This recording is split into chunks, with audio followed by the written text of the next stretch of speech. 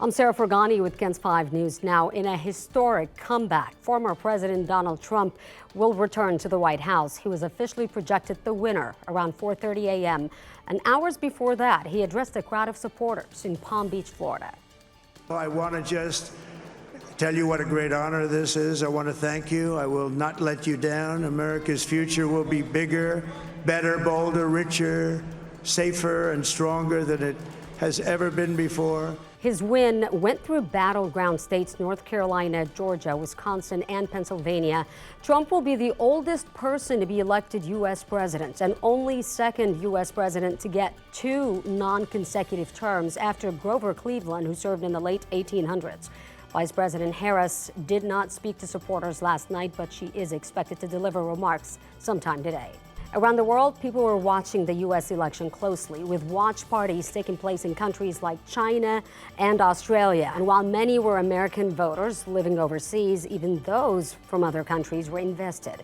In Israel, for example, many were hoping for a Trump win as war rages in the Middle East. It's good for Israel, yeah, no doubt. It's better than Kamala Harris. Traditionally, Trump has been good for Israel, but I think he's unpredictable. Israel's prime minister called it history's greatest comeback. Other leaders also reacted to the news, including UK's prime minister and the president of France. Other major races that will shape the future of America. Republicans flipped some key seats to win control of the United States Senate. In Texas, Senator Ted Cruz will keep his Republican seat, securing a third term.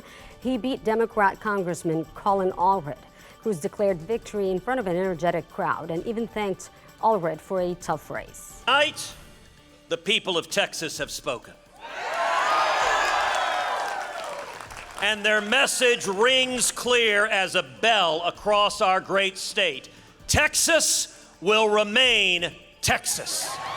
In a major House race, Democrat Congressman Henry Cuellar projected to keep his District 28 seat despite being indicted earlier this year. But it was a close race. Cuellar is the projected winner with 52% of the vote over his opponent, Jay Furman, who has 47%.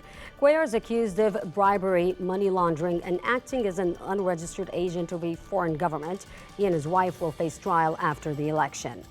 The race for Bexar County Sheriff is also decided. Current Sheriff Javier Salazar secured a third term with 57% of the vote over his Republican challenger, Nathan Buchanan.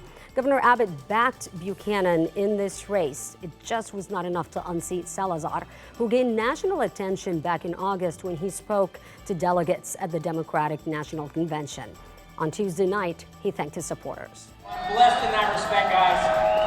I just want y'all to know, though, that the race for number 4 starts tomorrow. Salazar is the first sheriff in Bexar County to serve 3 terms since former Sheriff Ralph Lopez, and he touts his fight against human trafficking, increasing pay for deputies, and accountability as some of his accomplishments.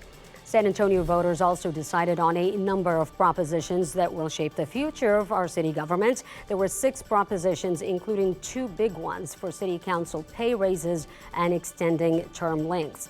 The other big one was for the city manager having the same benefits. City council member salaries will now increase from $45,000 to nearly $70,000. The mayor's salary goes up from $58,000 to nearly $89,000. Our current mayor, Ron Nirenberg, is finishing his term, but says this was important to bring up for anyone wanting to serve the community. Just mean that you have to be wealthy or retired to be able to afford to be on the city council. We want city government to reflect our entire community. So that salary was important, and I believe it's reflective now of the diversity that you see on the city council. If you'd like to learn more about propositions, including city council term limits, plus all your election results, go to KENS5.com. Right now, for today's forecast, you might need a sweater. Checking in with Paul. Yeah, sweater this morning, no doubt, but you won't need it for all day. It is going to be a nice afternoon, noon 75, high today, right around 80, and lots of sunshine today. That's KENS 5 News Now. I'm Sarah Fergani.